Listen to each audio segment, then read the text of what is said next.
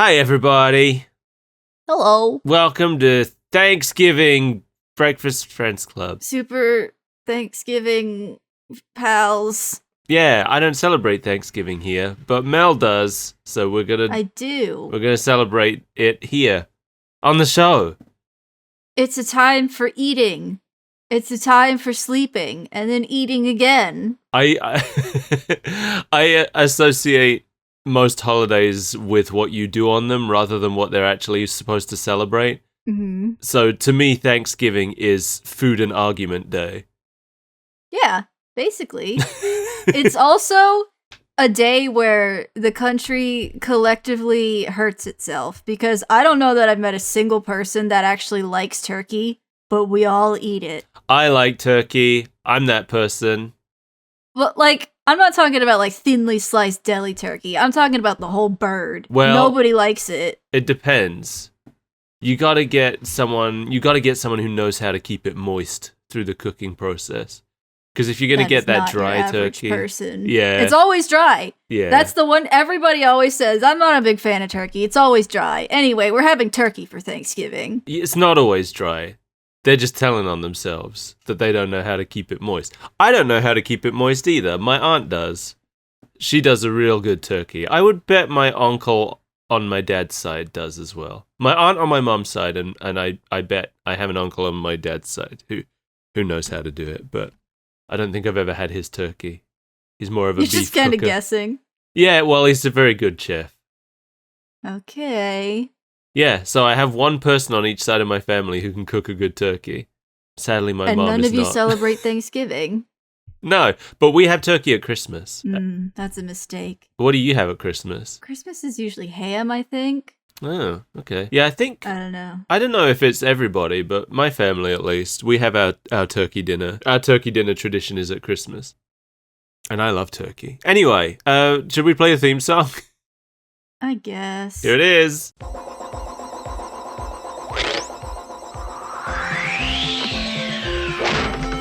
Pac-Man. Pac-Man.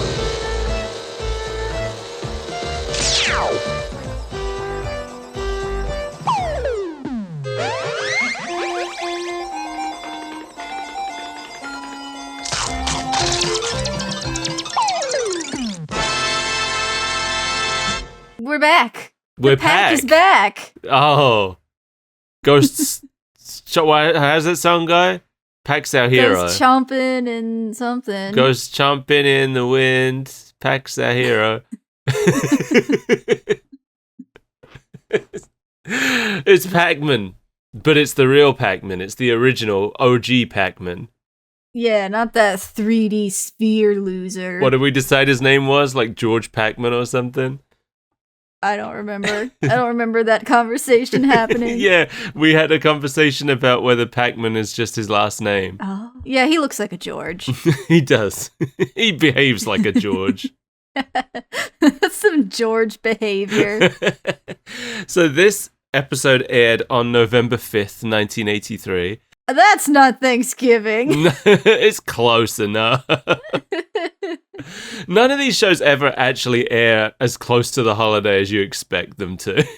Halloween ones usually do. I don't know. Are you talking specifically the ones that we watch on our show? Well, yeah, but also, Simpsons Halloween episodes tend to air, weeks before Halloween. That's true. I feel like I only remember them coming out on Halloween because we would, record it and then watch it after trick-or-treating. Yeah. And I'm sure they, repeat them on Halloween. True. But I'm always shocked when they're like, the Halloween special's out. And I'm like, what do you mean? It's nowhere near Halloween. It's August. Yeah, this, in case you couldn't tell from the presence of Super Pac in the opening, this is a second season episode. I was a little confused about that, yeah. Because he's only in the opening. He's not in the show? No, well, he wasn't in the episode. No, he wasn't in this episode for sure. Neither was PJ. Thank God. We've only seen either of those characters once. But what might surprise you more is that this was the last episode ever made. What? Yeah, this is the final episode of Pac-Man. I don't like that at all. Or I guess it might not have been the last one made, but it was the last one aired at least. What a weird place to end the show. Yeah. Written by Jeffrey Scott, as every episode of this show was. We open with Pac Van Winkle. A not very Thanksgiving-themed story, but we're getting to where you'll understand why this is a Thanksgiving special by the end of the episode, I promise. You know, when this episode started, I never thought that I would say it, but this show is something of a comfort. I was like, oh, we're back here. We're back with our friends Pac-Man and the others. This is where we started. It is. We're coming back to the first show we ever watched. We've spent every holiday with the Pac family.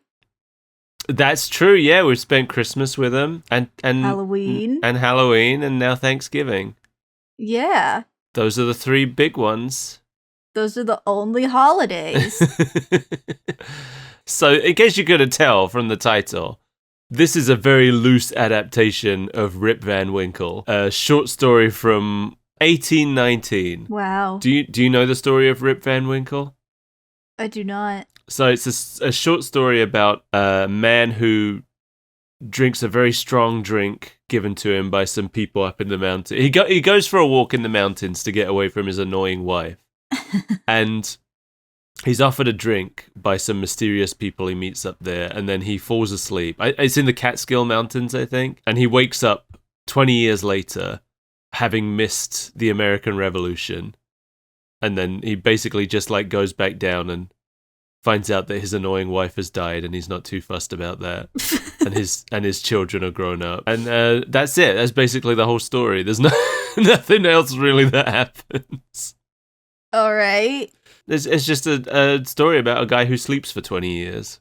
And doesn't do much else. Yeah. So I was a bit taken aback to see it adapted into this children's Saturday morning cartoon. Like, I don't think many kids probably knew, but this is the lazy way of writing cartoons, right? Just take a story that already exists, that's in the public domain, and just cram your characters into it. Yeah. I guess that's kind of what both of these segments are in a way. The second segment is culture, Mike. Yeah. But, well, it's still a story, even if it's a true one. So, Pac-Man and Chomp Chomp are going hiking. Pac-Man promises they'll be back in a few hours. They did not adapt the part where he finds his wife annoying. That was left out. He seems to still love and adore his wife. How dare he? He wanders into a swamp where there's a Pac-Witch who's making some kind of brew. I really wanted to find out who played her, but I couldn't. If anybody knows, please let us know, because I want to know who the voice of this Pac-Witch is. I love her. She's great. Yeah, I really liked her too. She's my favorite character. And I loved her cat as well. Yeah. Like this black, scraggly version of Sourpuss, basically. I'm just sad we never got to learn his name. Yeah, me too. Pac-Man and Chomp Chomp immediately get lost. That's just his way. Like, they're in this swamp for seconds and they don't know where they are. Pac-Man sees the witch's cottage and he's like, oh, let's go to that nice little cottage for directions. But Chomp Chomp runs away. And we won't really see Chomp Chomp again for the rest of the episode. I just love that this crazy old witch living in a swamp, living her best life, is already working on a sleeping potion to put someone to sleep specifically for 20 years for no real reason. She's just anticipating that someone will show up and she can feed it to them. Did she actually say that's what it was? The sleeping potion? Yeah. Did she say up front? I missed that. I didn't take in that it was a sleeping potion until it didn't work and she got angry about it. Yeah, she announced it to her scraggly cat. Okay. I guess I was so busy trying to find out who her voice was that I missed it. But no, we know right off the bat what she's doing. We don't know why she's doing it, and we love her more for it. She's just trying out different potions. She's just like, well, just test out this recipe. She's got to know what works and what doesn't. It rests on the conceit of strangers wandering into her swamp hut. Yeah, and that's why I was wondering, like, why she stuck her nose out through the peephole. First of all, she's got a peephole in her door. She doesn't use to peep through. As Pac-Man approaches it, she opens the peephole and sticks her nose through it. So maybe her sense of smell is better than her eyesight. Maybe that's what it is. Maybe. Can I smell anybody coming to the door? Maybe she just doesn't understand how it works, and it's just the perfect height to stick her nose through. Maybe it wasn't even about seeing if someone was outside. Maybe her nose was a bit warm. It was like, oh, better use the nose cooling hole. Let's see if anyone takes a bite at the glory hole today. So she sticks her nose out, and Pac-Man mistakes it for a door knocker and grabs it and slams her nose against the door. And then, like, she immediately opens the door and has a bandage on her nose. It's so good. And she just doesn't bring it up. So, like, maybe that was actually the intention. Why would she bring it up, though? She's not trying to chase Pac-Man off. She's trying to lure him in. I know. I feel like she'd be like, hey, that was my nose, by the way. No, because she's putting on this false saccharine personality to dupe him into drinking the potion. It's not very saccharine. It's saccharine for a witch. For this witch, yeah. She gives Pac-Man a cup of her brew, and he notices spider eyes and lizard thighs in it, but he drinks it anyway. First of all, he comes there asking for directions out of the swamp, and she's like, oh, sure, I'll give you some, but first you have to come inside and drink this. Like, why do I need to be in your house, lady? Just point. She's just being friendly. I did love that he noticed the particular ingredients. Yeah, and still drinks it. Do you think Pac-Man has dabbled in witchcraft? I think he probably has to know. I mean, like, is Mesmeron a witch? No. We don't really know what Mesmeron does for a living. He hunts for the power pill forest. I don't think he's making money doing that. You don't know. Squatch hunters make money. That's true, but he's hunting for that for himself. It's not like someone else is paying him. That we know of. I think hunting the power pellet forest is his hobby. And I think... He's probably just a programmer. Yeah, I guess he has the look. Just when he gets the ghosts out, he crawls into his dank little coding cave, puts on his programmer socks. Pac-Man drinks the potion and nothing happens. Well, he reacts to it, but he doesn't fall asleep. He wanted more. He wanted more. He wanted another one. And the witch he asks for another cup, and the witch just gets furious and kicks him out. She's mad that the potion doesn't work, and she calls him greedy or something and ungrateful and kicks him out. Say, how about another cup? Why, you ungrateful pack glutton! Get out of my house! And I liked the detail that she apparently got the recipe from Better Gnomes and Gardens. Yeah, she goes over to her cauldron lamenting trying a recipe from that book. She throws the book in the cauldron, right? Yeah. Maybe that's the last thing. Maybe that's what made it work. Because Pac-Man, he's wandering aimlessly through the swamp again since he didn't get any directions from her. And he starts to get sleepy. So he sits down to take a nap. And he wakes up as an old man. How did that happen? Pac-Man. I don't know. I want to know what happened to Chomp Chomp. We don't see him. Presumably he lived a full and happy life. Do you think he was like Seymour in Futurama? Exactly. That's exactly what I was thinking waiting of. for Pac-Man to come home. I love the detail that his beard is so long and ridiculous he's stepping on it. I like that he immediately recognizes it's a beard, but doesn't recognize that it's his beard.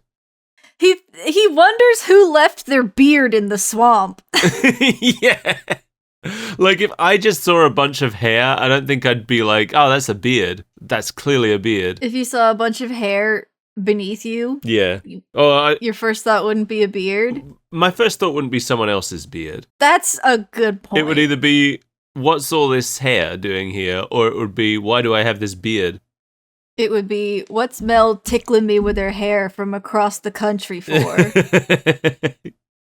Yeah. It's just about that length. I can almost get you.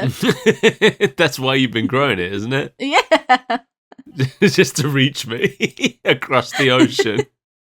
so I can annoy you from over here.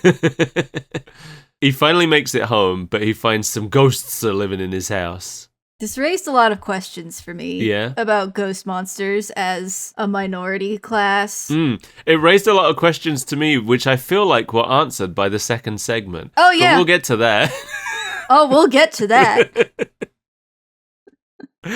But yeah, it turns out that all of Pac-Land is now inhabited by ghost monsters, living in the houses, doing the jobs.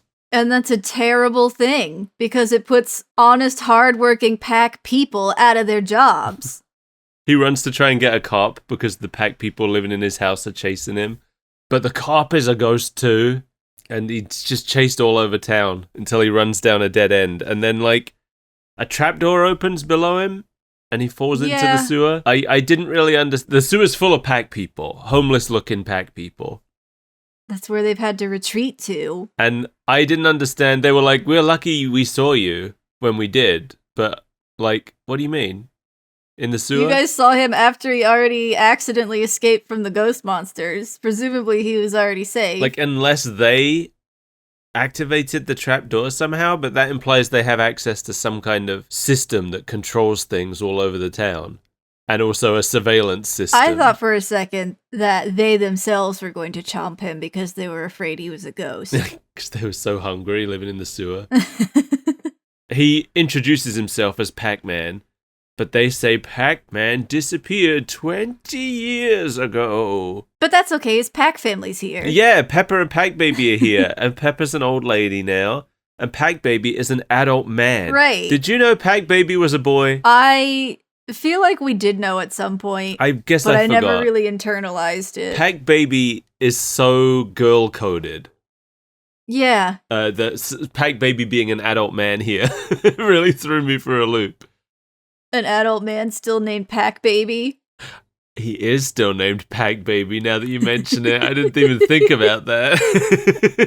It's all I could think about. That and how much Pac-Baby sucks. Yeah, adult Pac-Baby is not interesting. He's useless. Yeah. Like, you are the spawn of Pac-Man, and he didn't do a single thing this whole episode. No.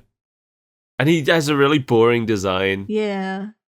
Just looks like a Pac-Ground character. That was a pun for you. Terrible. That should be his name as an adult. So when Pac-Man disappeared, Mesmeron and the ghosts took over Pac-Land and the Power Pellet Forest. This is the only mention of Mesmeron. We don't see him. No, we just hear tales of him. I want to see old man Mesmeron.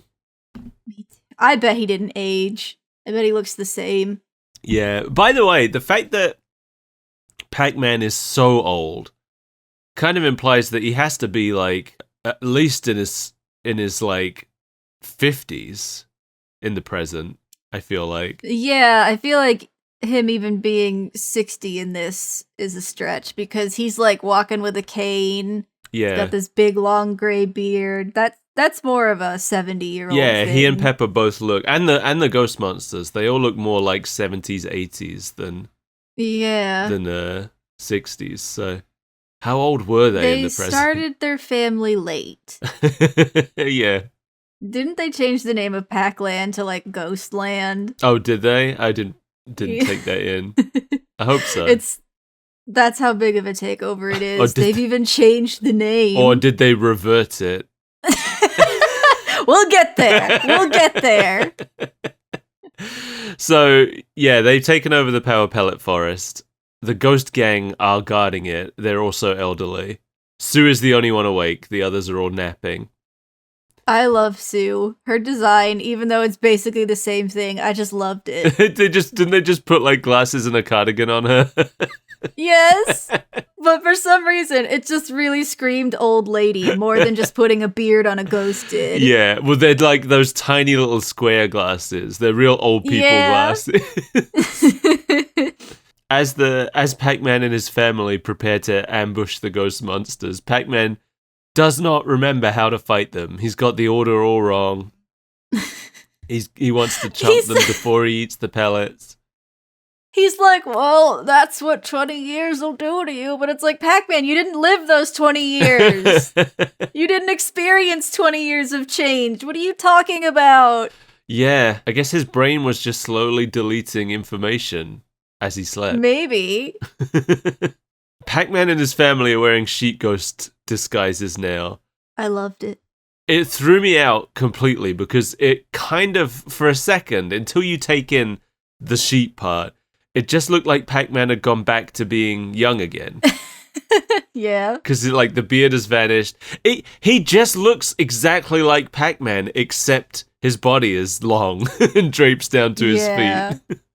Pepper still looks like she's old somehow. Yeah, it's the square glasses. It is. It's the old lady square glasses. She's got the glasses. So they pretend that they're there to inspect the power pellet forest. And they walk in, and they walk past a ton of power pellet trees, wondering where the power pellets are. They have to find the machine that dispenses them. You think you can just eat them right off the tree? I at first I thought this was a joke about Pac-Man going senile, that he's walking past the trees being like, where are the power pellets? But they had to find the machine that dispenses them. So are the ones on the trees just decorative? I don't know. Because, like, the whole thing about this is that the power pellets in the machine have gone stale and don't work. Yeah. But if they're growing on a tree, they're not going to remain stale on the tree. No, they're Those would be the only fresh. ones that would work. They would have dropped off. But that also, I had so many questions about that, because that implies that nobody was tending this forest for 20 years. Right. Was it Pac-Man's job to tend the forest? I thought he was just security. Yeah, me too. But apparently as soon as he disappeared, they just like stopped dealing with it. And that also means that Mesmeron's not using the power pellets, right? Did he just want the real estate? It's not about the power pellets at all. He just wanted to deprive his enemy of his power source. Oh, maybe. So that he couldn't be defeated.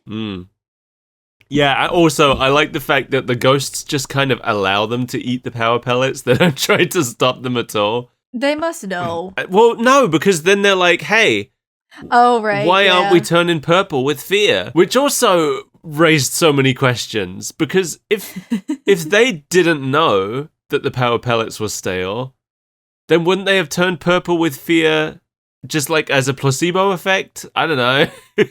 No, it's not a psychological thing. It's magic. The aura of the power pellets turns them purple. It's the process of digestion inside a pack person releases a pheromone that turns the ghosts purple.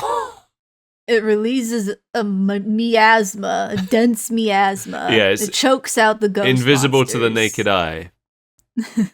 But not the naked nose.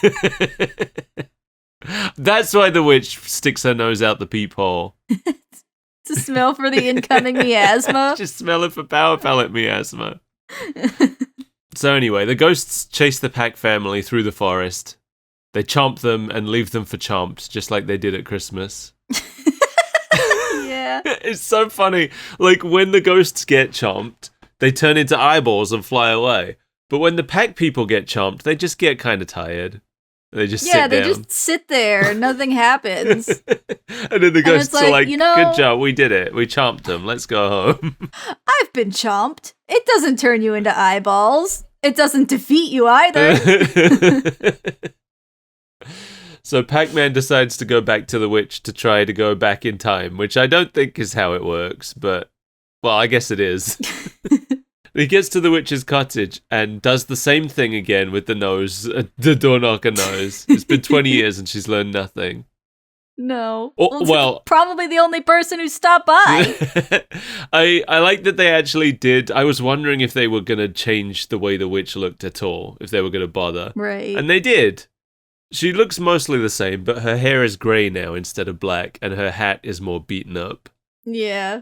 But I don't know why she was sticking her nose out the peephole, because she just does it for no reason before Pac-Man arrives. I don't know, but I love this whole part because she mistakes Pac-Man for Merlin. Oh yeah, thinks he's come back who to her. She's apparently, had a sordid love affair with. And Pac-Man's like, no, it's me, Pac-Man. Don't you remember? And she's like, I never forget a face. Yours I forgot. Yeah. I loved that too. I wrote that quote down because I really liked it. Yeah, he asks her for a time travel potion, and she goes and flips through a book and finds a potion marked "How to send an old pack full 20 years into the past." not only does she have to look up this uniquely specific spell. My favorite part, the fact that uniquely specific spell exists was already funny, but my favorite part is the fact that she's just like, I don't have to make one. I keep a 6-pack of it around just in case. She just hands him a 6-pack of this really specific potion that she made earlier. Also, the fact that it's a 6-pack and not just like a bottle. Yeah. This witch is unhinged. That was a good joke. She's the best character. Yeah. She's the funniest character in the show. It's a shame. I'm pretty sure this is the only episode she's in, which is a shame. They canceled the show because of her. She's too funny. Anyway, the potion works. He wakes up back in the present, being licked by Chomp Chomp. He starts telling Chomp Chomp all about the weird dream he just had. And the witch nearby has her nose sticking out the peephole. And she's laughing because she's like, he thinks it was just a dream, but it wasn't. It really happened. And I don't know if it was a mistake or if it's supposed to be implying something, but they didn't switch her back to her present design. She's still using the 20 years in the future design for this part. I think they just forgot. I think so too, yeah. I mean, they've got 2 model sheets for her. It's probably like a studio in Korea or something animating this part. They probably just mixed up which design they were supposed to use. Or maybe it was reused footage, I don't know. I didn't actually check. They might have just reused the shot from her earlier. Oh yeah, maybe. But that's it, that's the end of that one. Yeah. And now it's time for Happy Pacsgiving. Oh no. So this one felt poorly judged. This one aged incredibly poorly. I feel like it had already aged that poorly. Oh yeah. I mean, nobody back then would have thought anything of it, I'm sure. Oh yeah, but... probably. But there are, like, even ignoring some of the stereotypes that show up in this one, there are, like, implications where I'm like, I don't think you really thought about what you were saying here. Oh, yeah. Anyway, it's Pacsgiving, and Pepper is serving up a turkey to an empty table. It feels too early to be serving up the turkey. Yeah, but who do they have a picture of on their wall? Because that's not a real Pac person. Maybe, I couldn't look away. Maybe it's one of Pac-Baby's drawings. Maybe. It's just, for anybody wondering, it's just a smiley face emoji with arms and legs, it looks like. It's cute, but it's clearly not a photo. Yeah, I think we'll be generous and say that's one of Pac-Baby's drawings that they framed. Because, like, it devours the first scene that it's in. It's just showing the table, but look at it. Oh, it's got hair in that one. I couldn't look away. It looks like it's watching them. You mean, like, how they have to have the North Korean leader in the room at the table? Something about it. Like, it looks like it's a guy on a screen. You know? Yeah. Eat up, folks. Save some for me. Yeah, so they're getting Thanksgiving dinner ready. Pepper is serving up this turkey even though the guests haven't arrived yet, which I feel like is not how it works, but maybe I don't know. Yeah, usually it's like the last thing to go on the table because it takes so goddamn long to cook. Yeah, usually everyone's there, I would assume, for a while before the turkey comes out. Yeah. Nana Pac and Grand Pac have arrived for Thanksgiving dinner. I also couldn't find out who played them, so sorry. They're Pepper's parents, apparently. Okay. Pac-Man doesn't have any parents. Yeah, or at least none that would come to Thanksgiving dinner at his house. They had a falling out. They're either dead or they're excommunicated. Pac-Man's gone no contact with his parents.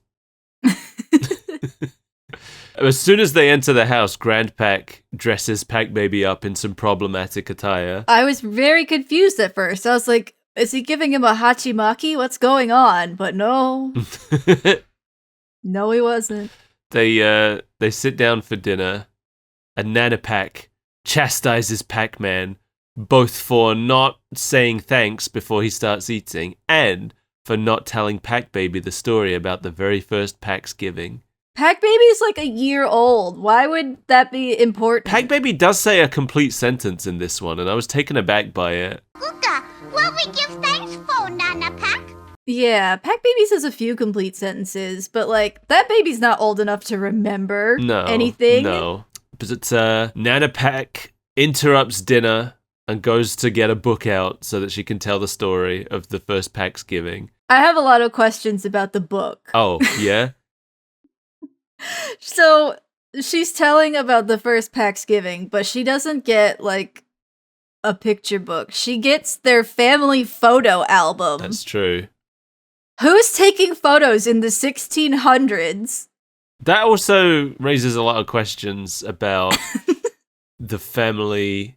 Well, I mean, maybe Pac-Man's parents are here. Maybe Pac-Man's parents and Peppa's parents are the same parents. What? Well, like, the family in this story, the Pac Pilgrims, are just these people. Yeah, but why does that make them siblings? Because it implies to me that there was just, like, they were the only people who came across, so there has to have been inbreeding, right? Oh, yeah, I see what you're saying. It's the only way there would be more Pac-Man. Okay, yeah, that does make a little bit more sense. I don't think their lineage would last 300 years if there were that few people.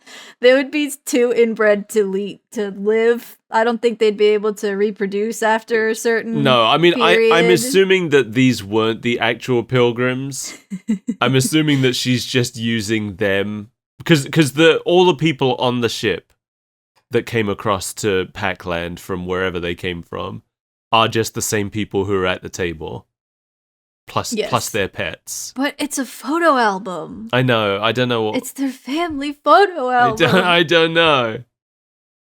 I don't know. The main thing I was thinking about at this point was the fact that all the food is going to be freezing cold by the time she's done telling this story. Yeah. It's going to be ruined. And Pac-Man's trying desperately to eat it. Yeah, she keeps slapping his hand off the turkey. Though you really shouldn't just grab fistfuls of turkey straight off the bone like that. What if you're grabbing the leg and you just give it a yank? Maybe, but he wasn't grabbing the leg. He was grabbing the body. Anyway. We'll never know what he wanted. Anyway, it's 1620 apparently. The Pac Pilgrims are sailing to the New World in their ship, the Pac-Flower. It's funny because it's not America that they're sailing to. It's Pac-Land. Yeah. I want to know where they sailed from. America.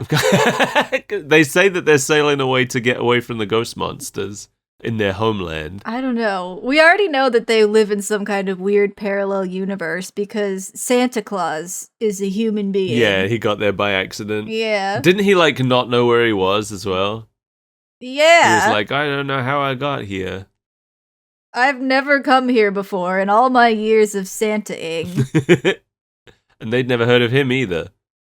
Yeah. So they arrive at the New World. They name it Pac-Land. They've got... It's pilgrim versions of all the characters except Sourpuss and Chomp Chomp, who are just themselves. Pilgrim Sourpuss is still trying to kill Pilgrim Chomp Chomp at every opportunity. I loved it so much. And I wish this was another episode that focused mainly on that instead of just like one or two instances and then that was it. Their Thanksgiving special is just a Tom and Jerry episode. It should be! That would be hilarious! There's a lot of Sourpuss using different kinds of syrup. I had the same thought. The only thing at his disposal this time around is various syrups and sticky things. Yeah. The first one is just like nondescript syrup. And then the next time it's honey. He's like trying to lead Chomp Chomp to a beehive so he'll get stung. But He gets chased by a bear instead, and Chomp Chomp just gets a nice honey snack. That's the way I like a Tom and Jerry, where like one character is totally uninvolved, innocent, just happy and living their life, right? And then the malicious one is the one where everything backfires on them. That's why I hate Tom. I was and Jerry gonna say so much. you don't like Jerry, right? Because he's too antagonistic. I fucking hate that little twit. Yeah. And like Jerry always wins. Yeah. Well, that's the. I guess it. that's where the Itchy and Scratchy dynamic came from as well. Because like Scratchy is usually just trying to live his best life, and Itchy is always the aggressor, but always wins. Yeah. But that's at least funny because it's so over the top. I guess with Tom and Jerry, Tom is really just trying to do his job. Like most of the cartoons start with his owner being like, "You better catch that mouse, or it's the pie for you." Tom's like trying to have a nap, and then Granny's like, "Go kill that mouse." Yeah. So like Tom is kind of the aggressor, but also he's the one who's going to have a consequence if he doesn't do this. Right. And like a lot of times, Tom isn't the aggressor, and Jerry just shows up to ruin his day. So you prefer like a Sylvester and Tweety dynamic? Yes. Where like that's funny. Because Tweety's usually innocent, right? Oh yeah, Tweety's always innocent. Yeah. And then Sylvester's always trying to get him, and that's why everything backfires on him. Yeah. Sylvester wants to eat. Yeah, because I feel like Tom, I don't feel like they ever really showed that Tom wanted to eat Jerry. Maybe I'm wrong. A couple times, I think, I remember seeing him put him in a sandwich or something. Oh, yeah. I've definitely seen him put him in a sandwich now that you mention it. I don't watch a lot of Tom and Jerry. Because it sucks. Well, I don't think it sucks. I don't hate it as much as you do, but I don't know. If I want to watch old cartoons, I'm always going to go to Looney Tunes every time. They were just the funniest. It was more than just slapstick. Yeah. There's like genuinely hilarious wordplay in those. Yeah. Anyway, what was happening? Sourpuss is trying to cover Chomp Chomp in syrup. Oh, right. But he winds up in the stalks. And the Pac-Men are building a house. The Pac-Women are planting a power pellet forest. Oh, I forgot about those losers. I guess this is also like the origin story of the power pellet forest. Yeah. They didn't come across and just find it. They actually planted it. The Pac people are freezing cold and hungry. They've got one power pellet each for dinner. Pac-Man and Chomp Chomp go out into the storm to find firewood. Meanwhile, here's where things go south. Here's where things go south. So they straight up tell us that this is the ancient ghost tribe who already inhabited the land. As the cold winter storm raged on, Myers Pac-Man and his trusty Pac-Dog searched for firewood, unaware that their new colony was already inhabited by a very ancient tribe. They're sitting in their teepee, all wearing stereotypical Native American headdresses. It is the ghost gang that we're used to, but it's the Native American ghost gang. Yeah. And so this is where we learn. This is why this is the final episode. They couldn't let us know this before now, otherwise it would have completely changed our perception of the show. This is where we learn that Pac-Land was colonized by the Pac people who stole this land from the ghosts who were already here. Yeah. Yep. See, when I requested that we watch this for Thanksgiving, I thought it was going to focus on the cozy family aspect of Thanksgiving and not the colonization that we try so hard to ignore. Yeah, and I think that's what they thought they were doing too when they made this. Like, I don't think that they meant to. I think they just didn't think this through. I think it was a different time. It's bad. It's uncomfortable. It's a little uncomfortable. The very end is so uncomfortable. Yeah, we'll get to that. I think the worst part about it is the fact that it it throws the entire series into a different light. Yeah. Like, It throws even the first segment into a different light. yeah, especially the first segment. Because now Yeah. we are learning that that's just the ghosts reclaiming. That's reparations. That's the way things should be. Yeah, that's the natural order of things. Before the yellow man came. Crossed the sea on his ship and stole everything. But yeah, the ghost's teepee is decorated with little drawings of the Pac-Man arcade sprites, which was cute. Yeah. Anyway, Sue goes out to look for food and sees Pac-Man. Then she's like, oh, there's new people here that we can eat. The ghosts all go out to spy on the Pac Pilgrims, scheming a way to get them to come out so they can chomp them. And they dress Inky up like a turkey. There's so much to say. Yeah. Because they've cast them as the Native Americans. Yeah. And also as the villains. Yeah. Just saying. Well, they're ghost monsters. Of course they're bad. Yeah. Should it have been the other way around? Should the Pac people have been the Native Americans? Would that have made it better? If it wouldn't have made it better. Probably, yeah. It would have made it better for the show, but it wouldn't have made it better for America. It would have really been like, yeah, America, we're the villains. I mean, Right. A few decades too early for that to take hold. yeah. I mean, I feel like we're still a few decades early for that to take hold. Maybe we'll get there. So Pac-Man goes out to hunt the turkey, gets jumped by the ghost monsters. They chase him back in the house, and the Pac Pilgrims barricade the windows. But it doesn't even matter, because Pinky does like a big bad wolf thing and blows the whole house away. So they don't have a house anymore. Did you see the one scene where there were two Pinkies? No! Hold on, let me get it.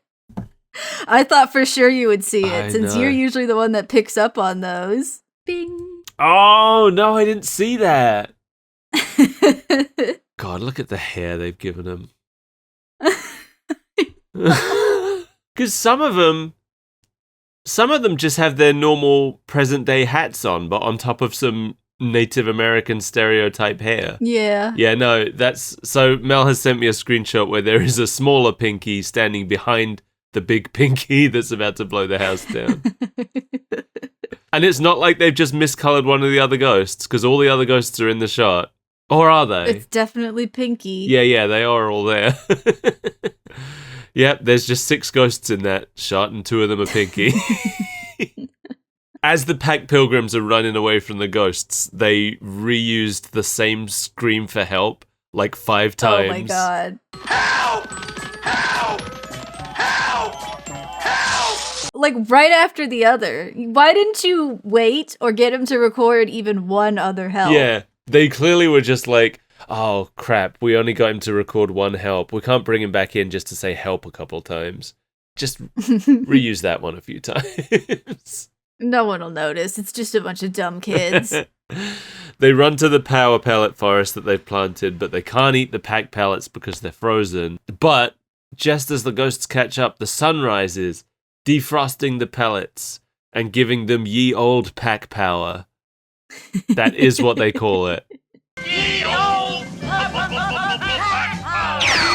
I hate it. I mean, I love it. I love that it's like so bad and they've embraced how dumb it is. Because they're all talking in like fake old-timey English this whole episode. Yeah. You know, it started to get, I guess creepy is the word I'm looking for, that every time they were about to chomp a ghost, Pac-Man and Grand Pac were like, oh no, after you, please, no, after you. 'Tis time to chomp them, Miles. After thee, Captain Grand Pac. It just gave it this like vibe that I didn't like. Like what? What kind of vibe? It didn't feel like they were the heroes. Does it ever? Usually when they're chomping the ghosts, yeah, I'm like, clearly the Pac people are the good guys. But this part I was like, oh, they're just tormenting these poor people. Yeah, look at that ghost. Waiting to find out which of them's gonna chomp him as they're being so polite about it. That's true. Like, usually it's a life or death matter where Pac-Man has to turn around and turn it on them. And that's kind of what it is now, but the fact that they're taking so long to deliberate kind of gives it an intentionality. The fact that they're like being polite and allowing the other one to go first adds a degree of like pleasure that they're taking in this. No, you murder the ghost monster. Oh, I insist you be the one to murder the ghost monster. I couldn't possibly. I've just sharpened my ghost monster killing knife. So all the ghosts get chomped one by one. Most of them aren't very interesting. Inky tries to hide in a tree by firing himself up there with like an arrow, but he gets chomped by the pets, which is interesting because they don't usually do any chomping. Then Blinky gets chomped by a bear who didn't even eat a power pellet that I know of. No, he was just hungry. Yeah, I don't think he needs power pellets. He's a bear. He's already got the power. Yeah. And the women chase Sue into her own house and devour her there. Yeah. Unseen. Pac-Man declares that from now on they'll give thanks for their power pellet forest every year, and they invite the ghosts, who they describe as the less deserving, to eat with them. That's uncomfortable on its own, but like the whole thing about Thanksgiving is they're like, oh, it's a happy time when the Native Americans shared their food with the settlers and everybody loved each other and it was great. But that's not what it's like in Pac-Land. Nope. It's like, these people don't deserve our food, but we've invited them anyway. Yeah. Yeah. It's weird. And they like drag them to the dinner as though they're like not willing. So anyway, I really didn't like that they described them as the less deserving, especially since they're playing the role of the Native Americans in this story. Right, like, I'm sure we're not supposed to think that hard about it, and it's like, oh, it's because they're ghost monsters, but like, you've created an analogy. Yes. How can we not? You've dressed them up as Native Americans, you've put them in a teepee. It's the story of Thanksgiving. You shouldn't have done this, Jeffrey Scott. I think, okay, well, let's separate. Like you said earlier, we do know that this isn't analogous to our world because of the whole Santa thing. Mm-hmm. So this isn't supposed to be, the American Thanksgiving. This is a completely separate Pac people Thanksgiving. Pacsgiving. But it still casts the Pac people in a new light that makes me not like them anymore. Right. It doesn't undo the fact that they've colonized where the ghost monsters live. Yeah, the homeland of the ghost people. Yeah. Anyway, in the present, Pac-Man finally gets to eat his cold Pacsgiving dinner, sorry. And I did notice that the part about inviting the ghosts to join them seems to have been left out of the modern tradition. Well, they're not deserving of it, Mike. Well, they're supposed to invite the less deserving. That's the whole point. They did at Christmas. Remember? I forgot that. Yeah, they invited the ghost monsters in to open presents. They could have done that here. Well, Christmas is a different vibe. That's all about sharing and giving and hospitality. Thanksgiving is about starting arguments with your family. Yeah, I guess we did kind of see an argument around the Pac-Man family table as well. About how Pac-Man was raising his kid. Right. Also, I want to talk a little bit about food in the Pac-Man world because it still confuses me. I know we've had a discussion about it before when we've been confused. Are you referring to the cranberry Pac power pellets? I'm referring to a lot of things. Most of the table is just covered with plates of power pellets. Mm-hmm. But there's also a turkey here. Mm-hmm. And Pac-Man talks about cranberry power pellets. He mentions gravy. He talks about Pac pumpkin pie. So do they just eat power pellets, or does other food exist? Do these other things, are they all just made out of power pellets? The turkey is round. The table of the first Pac family has more than power pellets on it. It has things that look meat adjacent. It's like, remember, there was an earlier episode we watched where they had a barbecue and they were just barbecuing power pellets. Yeah, but look at this. Oh, yeah. I don't know what it is. No. Unidentifiable food, but it does look like some kind of meat. It's got like rings. Yeah. Weird. I guess the Pac people just got worse at cooking as time went on. Yeah, I don't see anything on that spread that looks like power pellets now that you mention it. Do you think any of that is cheese cram? Cheese cram. Cheese cram is a product we invented before we started recording. For anybody who's interested.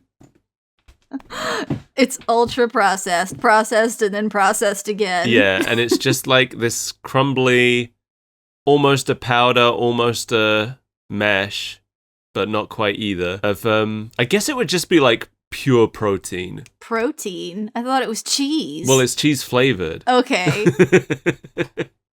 That doesn't mean there's any cheese in it. I thought it didn't have a flavor. No. I thought it was so ultra processed it just lacked flavor. No, because we were talking about cheese cram, and then I said you can also just get regular cram, which is unflavored. Oh, okay. That's the one that doesn't taste of anything. But the most popular kind is cheese cram. Cram it in your hole. Do it, coward. That's the slogan. I don't know if I have anything else to say about this. No, I don't think it has anything else to say either. I think it had plenty to say, but I don't want to unpack it any further. I don't think it knew what it had to say. Can you believe this is how they ended the show? No, I can't. And why wasn't PJ invited to Thanksgiving? Because PJ sucks and everybody knows it. What was PJ? What was he? What was his relation to Pac-Man? I can't remember. Isn't he like his nephew? He's his cousin. Okay. Cousin? Why is he like 30 years younger? We wondered that at the time, I remember. I guess PJ was having Thanksgiving dinner with the rest of Pac-Man's family because he hasn't fallen out with them. Yeah, I guess so. And Super Pac probably just had other things to do. Yeah, like save the world. Yeah, I think we're done. I think we're more than done. Sorry, everyone. I mean, thanks for joining us, everyone. Sorry to give you this dark history lesson dressed up as the Pac family. I try to have a happy Thanksgiving regardless. Don't think about Pac-Man. Well, I guess we'll actually be posting this after Thanksgiving, so I hope Yeah. you had a good Thanksgiving. What's your favorite Thanksgiving food? I don't know. I feel like Thanksgiving is one of my least favorite holidays. And, like, I tend to not be a big fan of the traditional foods either. Does your family do a big, like a huge spread, like you see on TV? It depends. Like, we used to when we would have bigger family gatherings, but now that everybody's, like, getting married and having other families, it's harder to get everybody together for it. Right. That's kind of the deal with my family and Christmas now as well. Don't Yeah. see everybody like I used to when I was a kid. But, you know, when you watch Thanksgiving on TV as a non-American, it's like, oh, that seems nice. And I'm hungry now. Go eat some dry turkey. Yeah, it would be all about the desserts for me. The pies. I do love the pies. What's the best one? Thanksgiving and Christmas. I don't know. I love so many pies. I love apple pie. I love cherry pie. I love blueberry pie. I've only had apple pie. I've never had cherry or blueberry. It's a sad life. I know. A sad life to live. But I feel like dessert pies aren't such a big thing over here. It's more about the meat pies in this country. That feels blasphemous. You don't like a meat pie? I didn't say I didn't like it. I'm just so used to it being a sweet pie. Meat were to pies take a and bite- sweet pies.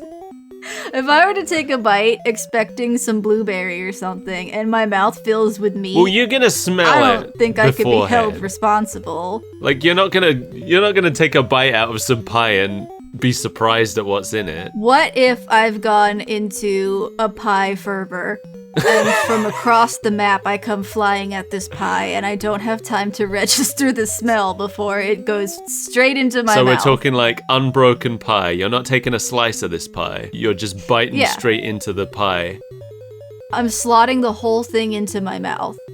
I feel like meat pies tend to be a different shape than dessert pies.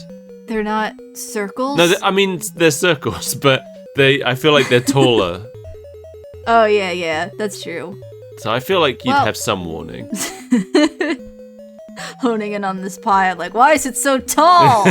Yeah. Happy Thanksgiving to our weird freaks, Mark Kelly and Jamie Core. And to our Club Mesmeron, Eugene Lattig. I don't actually... Mesmeron, where were you this episode? Yeah, what were you doing? I actually don't know how many of our weird freaks are Americans. I know one of them isn't for sure. So I don't know how We'll many never of you are know. actually celebrating Thanksgiving, but... Maybe I'm the only one in this cast celebrating Thanksgiving, and that does mean I get your slice of pie. No, that's the one thing I want. Well, you gotta come and get You've it. just never invited me to Thanksgiving, I'll point out. That's true. Yeah. Because I'm trying to keep all the pies to myself. I don't get to celebrate because you won't invite me. Every year I sit by the phone. And I just wake up thinking of schemes to get as many slices of pie for myself as I can. Oh, bye. What about your Oh yeah, stuff? I'm Skull Pirate Mike. Thanks for noticing. Come and watch me on twitch.tv/Skull Pirate Mike, or follow me on Blue Sky where you can find out about my schemes. If you're scheming to get a single slice, you're gonna be in for it. Pie.